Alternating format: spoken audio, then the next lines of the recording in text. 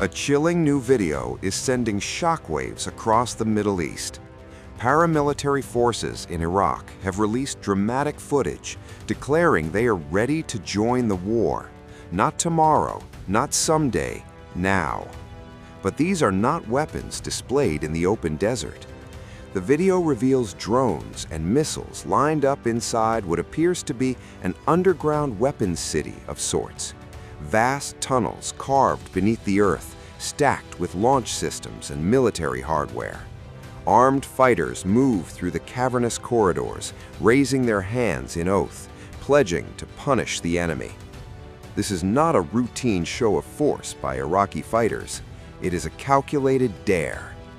A signal that Iraq's powerful militias are preparing for a wider conflict, one that could engulf the region.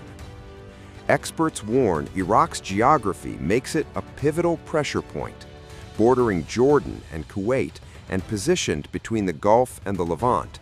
Iraq could become the launch pad, the corridor, or the flashpoint in any expanding war. And the timing is no coincidence.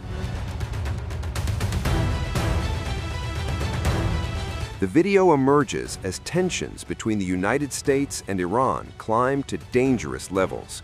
Military deployments are increasing, naval assets are repositioning, the rhetoric is growing sharper.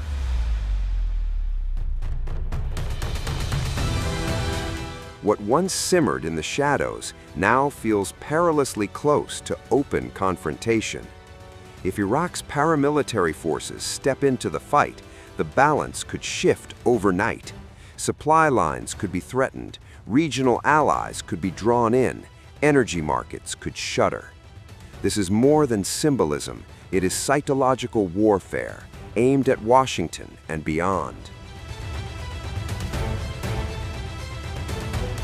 Earlier, Moscow issued a stark warning, accusing Washington of playing with fire after a dramatic joint sea drill with Iran, even as the U.S. expands its naval buildup.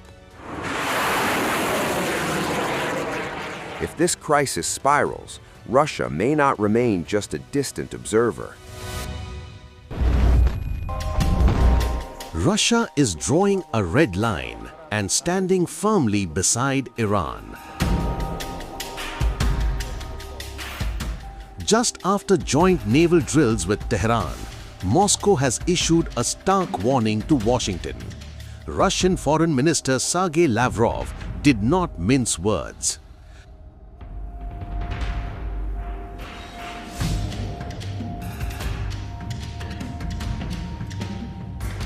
Lavrov warned that previous strikes on Iranian nuclear sites, facilities under international oversight, carried real risks of triggering a nuclear incident. He stressed that everyone understands this is playing with fire, underscoring just how volatile the situation has become. The warning came as Iran and the United States concluded another round of indirect nuclear talks in Geneva. Diplomacy continues, but so does military signaling. With US forces reviewing regional readiness and warships deployed near Iranian waters, Moscow's message is unmistakable. Escalation could spiral fast. Lavrov says Russia remains in close contact with Tehran and believes Iran seeks a solution within the Nuclear Non-Proliferation Treaty framework, while insisting that any agreement must respect Iran's lawful rights. Regional players, including Gulf nations, are also urging restraint, fearing a confrontation that could destabilize recent diplomatic gains. After high-profile naval drills showcasing coordinated assaults and battlefield readiness, Russia and Iran are projecting unity and resolve. From Moscow to Tehran, the signal to Washington is blunt: push further, and the consequences may be far-reaching. In a region already on edge, the standoff is no longer just about nuclear talks.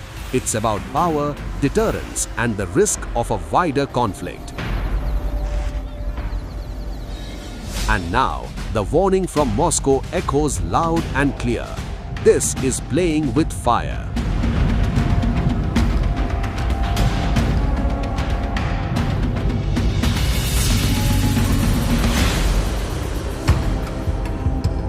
In the waters of Bandar Abbas, southern Iran, a high-stakes spectacle unfolded. A roaring display of precision, power, and coordination. Iranian and Russian naval forces staged a daring mock operation, rescuing a hijacked vessel in a show of sheer maritime dominance. From the moment emergency signals flashed across the Bandar Abbas Maritime Rescue Coordination Center, Iran's SH-3 helicopter and IRGC Bell 412 chopper swept the skies, scanning for threats.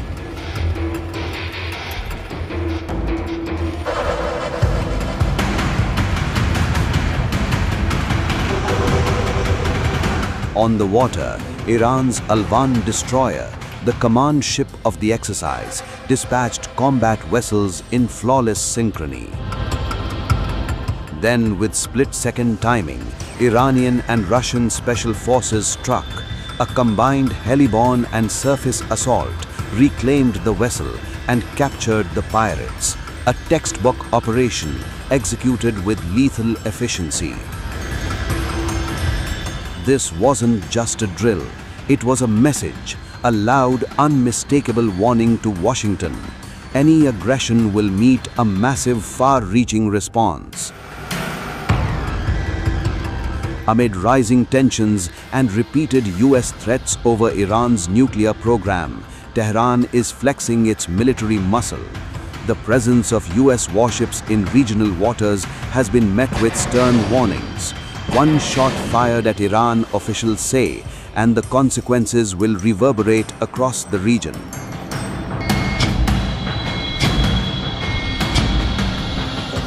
The drills also showcased advanced tactics.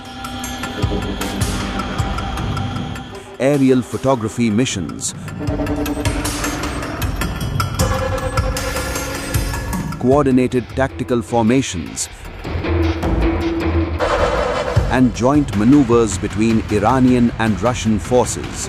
Iran deployed the full might of its naval assets, from destroyers to missile vessels, assault boats and special operations teams, while Russia contributed its Bravey helicopter carrier and fighter jets.